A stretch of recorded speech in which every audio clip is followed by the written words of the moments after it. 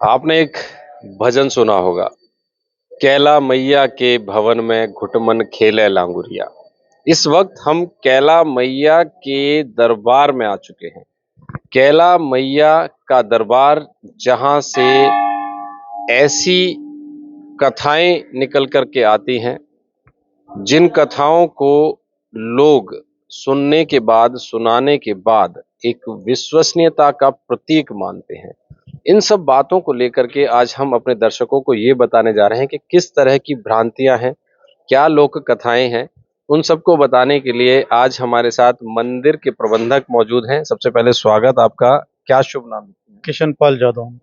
कृष्णपाल जी, माँ के इस मंदिर की जो लीलाएं हैं, जो गाथाएं हैं, उनको हमारे दर्शक लंबे समय से सुनना चाहते हैं। आपके श्रीमुख से हम सुनाना चाहते हैं कि आखिर क्या रही, कब से स्थापना हुई, शुरुआत कैसे हुई, भगवान श्री कृष्ण से क्या नाता रहा मैया का, और क्या है इस मंदिर की कहानी। द्वापर युग में जब भगवान श्री कृष्ण का जन्म मथुरा की जेल में हुआ, उसी समय नंद बाबा के यहाँ, नंद बाबा यशोदा के यहाँ गोकुल में एक कन्या का जन्म हुआ और उस कन्या को मथुरा की जेल में बसदेव जी लेकर के आए और श्री कृष्ण को नंदगांव पहुंचा दिया गया। कंस ने जब कन्या को मारने के लिए जैसे ही उद्यत हुए तो कन्या हाथ से छूट करके आकाश मार्ग में चली गई और उन्होंने ये घोषणा की कि तुझे मारने वाला तो पैदा हो चुका है, मैं कलयुग में कैला के रूप में जन्म लूँगी। और इस तरह से कैला माने जो आदि शक्ति महामाया के रूप में है, उन्होंने कलयुग में भक्तों के कष्ट निवारण के लिए जन्म लिया। नगरकोट में, जो आजकल हिमाचल प्रदेश में है, वहाँ माता के प्रादुर्भाव का उल्लेख मिलता है। स्कंद पुराण के 65वें अध्याय में इसका वर्णन आता है, विस्तार से वर्णन दिया गया है। नगरकोट में जब आक्रांताओं के द्वारा, आक्रमणकारियों के द्वारा मूर्तियों को तोड़ने का प्रयास चल रहा था, उस समय एक योगी बाबा नगरकोट से माता जी की मूर्ति को लेकर के यहाँ जंगलों में इधर की तरफ आए और यहाँ आकर के उन्होंने, यहाँ पास में ही केदारगिरी की एक गुफा है, उसमें एक केदारगिरी नाम के तपस्वी वो तपस्या करते थे और उनके पास रात्रि को आकर के उन्होंने विश्राम किया। आपके कहने के मुताबिक हम ये मान सकते हैं कि जो आज यहाँ पे माता की जो मूर्ति यहाँ स्थापित है, वो वही मूर्ति है जो योगी बाबा लेकर के आए थे। हाँ, ये वही मूर्ति है जो योगी बाबा नगरकोट से लेकर के आए थे और तब से इस मूर्ति को स्थापित करने के लिए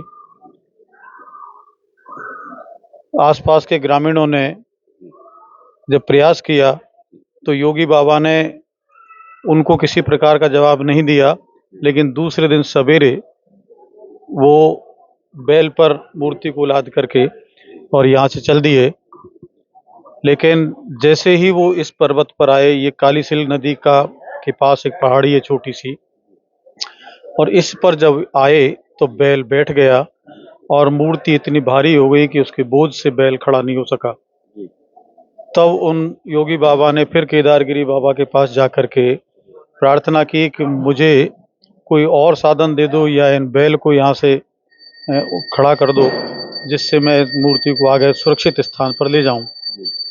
उन्होंने, केदारगिरी बाबा ने भी काफ़ी प्रयास किया, आसपास के ग्रामीण लोग इकट्ठे हो गए, उन्होंने भी कोशिश की कि बैल खड़ा हो जाए जिससे ये मूर्ति को अपने उचित स्थान पर ले जाएं, लेकिन बैल खड़ा नहीं हुआ।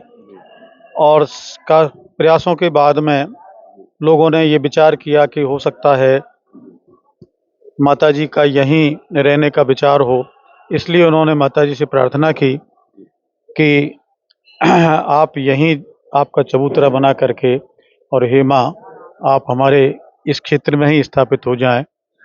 तो इसके इतना कहने के बाद में, ये किस सन की बात रही होगी जो योगी बाबा जब लेकर के आए करीब 1100 ईस्वी सन की बात है।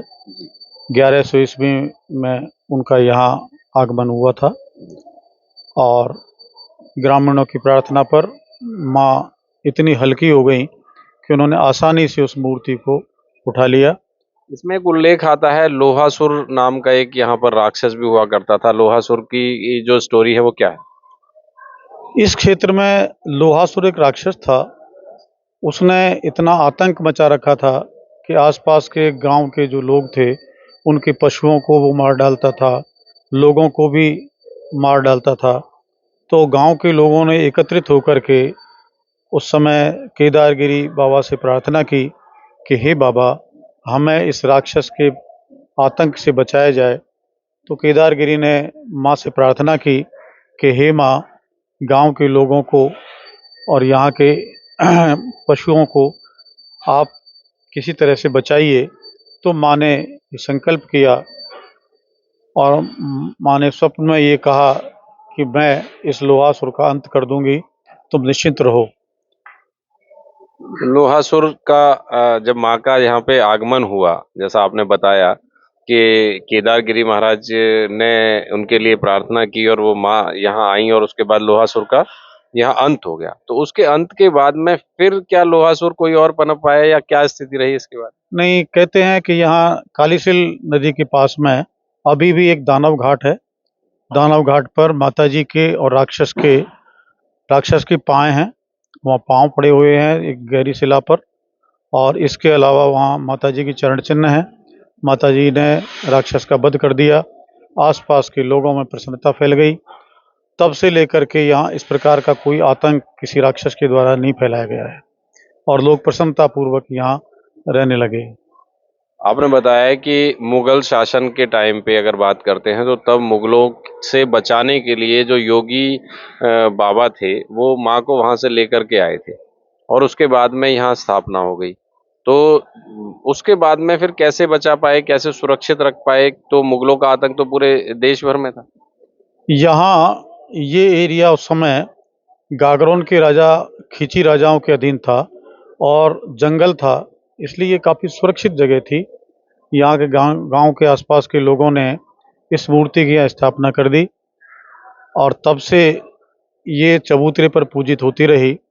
और करीब 500-600 साल बाद जब महाराजा गोपाल सिंह जी हुए करौली के राजा, उन्होंने आकर के ये देखा कि माता जी की मूर्ति एक चबूतरे पर स्थापित है, तो उनके मन में ये भाव आया कि एक मंदिर बनाया जाना चाहिए, एक भव्य मंदिर होना चाहिए माता जी का, क्योंकि यदुवंश की कुलदेवी है और वो यदुवंश के राजा थे। तो उन्होंने 1723 ईस्वी में इस मंदिर की नींव रखी, जो 7 वर्ष तक कार्य चलता रहा और 1730 में आकर के इस मंदिर का निर्माण कंप्लीट हुआ और तब से माता जी की मूर्ति यहाँ स्थापित कर दी गई। माँ कैला देवी के साथ साथ यहाँ चामुंडा माँ की भी मूर्ति स्थापित हुई, तो ये कब स्थापित हुई? माँ कैला के साथ साथ यहाँ चामुंडा देवी की मूर्ति भी स्थापित है, जो यहाँ से करीब 4-5 किलोमीटर दूर एक बांसी खेड़ा स्थान था। वहाँ पहले से ही एक छोटा सा मंदिर था, जो कालांतर में वो जीर्ण शीर्ण हो गया और माता की पूजा भी दैनिक रूप से नहीं हो रही थी। इसलिए आसपास के गांव के जो लोग थे, उन्होंने महाराजा से प्रार्थना की कि कैला माँ के साथ साथ चामुंडा माँ का भी यहाँ यदि उनकी स्थापना कर दी जाती है तो उनकी भी नियमित पूजा सेवा होने लगेगी। और तब से महाराजा ने उनकी सहमति हुई, गांव वालों की सबकी इच्छा थी, इसलिए उस मूर्ति को यहाँ ला करके कैला माँ के साथ ही स्थापित कर दिया। और तभी से 300 वर्ष हो गए हैं, तब से इसकी लगातार अखंड ज्योति जल रही है। माँ कैला देवी की तिली के तेल से ज्योति जलती है और चामुंडा माँ की मूर्ति देसी घी से जलाई जाती है। देसी घी से चामुंडा माँ का दीपक जलता है, जो अखंड दीपक है, और कैला माँ का जो दीपक है वो तिल के तेल से अखंड जलता है। तो ये ज्योति जो है क्या तभी से उसी समय से जलती आ रही है, यानी 1730 से जलती है? 1730 से ये लगातार ज्योति जलती आ रही हैं और तब से ज्योति के ही यहाँ दर्शन का महत्व है। यहाँ ज्योति के ही दर्शन होते हैं, अंदर किसी प्रकार की कोई प्रकाश की अन्य कोई व्यवस्था नहीं होती है।